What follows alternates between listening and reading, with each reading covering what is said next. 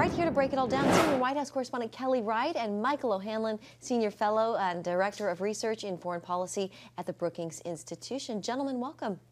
Thank you. It's good to have you both. Kelly, let's start with you. Can you talk about how the president assessed the call with Zelenskyy and European leaders earlier today?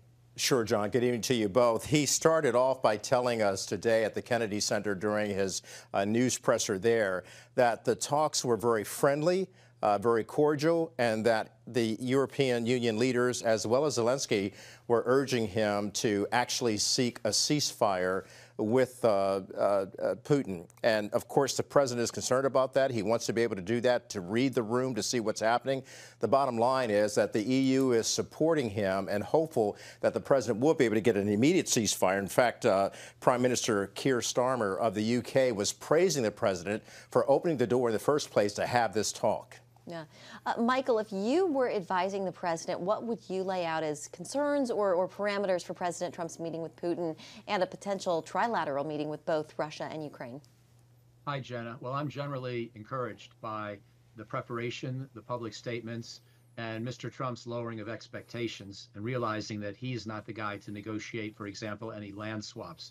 I think one thing you have to watch out for with Vladimir Putin, this is a guy who studies history and uses it for his own twisted purposes. And obviously, he knows the history of Eastern Ukraine much better than most of the rest of us, and certainly Donald Trump, but he sees it through his own perspective. And he's going to try to persuade Donald Trump that his perspective is right, that these lands really are innately Russian, going back to some previous century. And Mr. Trump has to watch out for that kind of nonsense. So I'm hopeful that he will. And again, I like the preparation and the sorts of things being said. And could I jump in there real quickly to add to what Michael's saying? Because it was said today that Volodymyr Zelenskyy of Ukraine actually warned President Trump to beware of Putin, stating that Putin would be there to pull a bluff, that he's bluffing the president.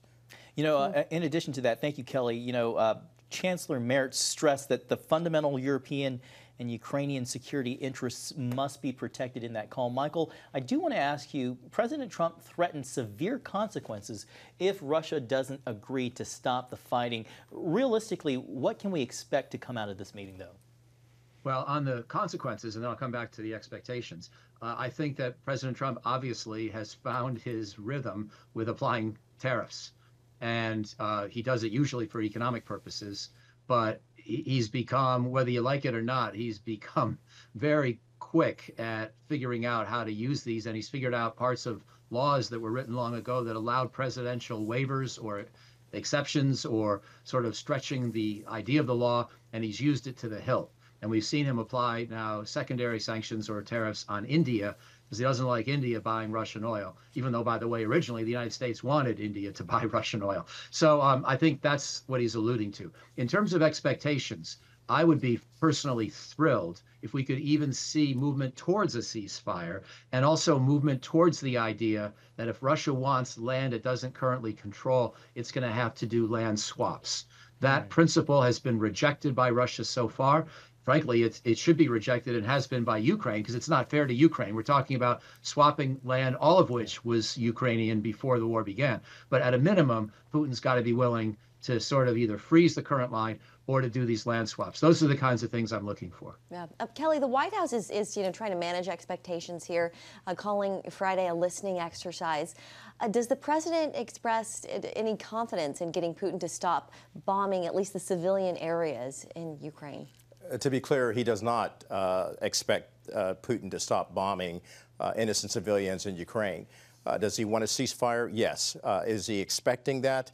That remains to be seen. I think the president has tamped down the expectations to go there to listen to Vladimir Putin, and then he's hopeful that he will agree to a ceasefire. He's also hopeful that they will have an immediate follow-up meeting that would be more of a trilateral meeting between he, Putin, and Zelenskyy, getting all three at the table to actually try to end this war. Final thought from you, Michael O'Hanlon, before we leave. Well, I like the idea of trying. as long as we bear in mind it's not likely to work, and that's going to require more pressure on Russia, not less. So that would be my final thought. I think it was good when President Trump tried to negotiate with the North Korean dictator, Kim Jong-un, in his first term, but bear in mind that didn't work. So you got to keep expectations low for these sorts of things. Manage expectations, final word. Yeah. All right, Kelly and Michael, thank you guys. Thank you.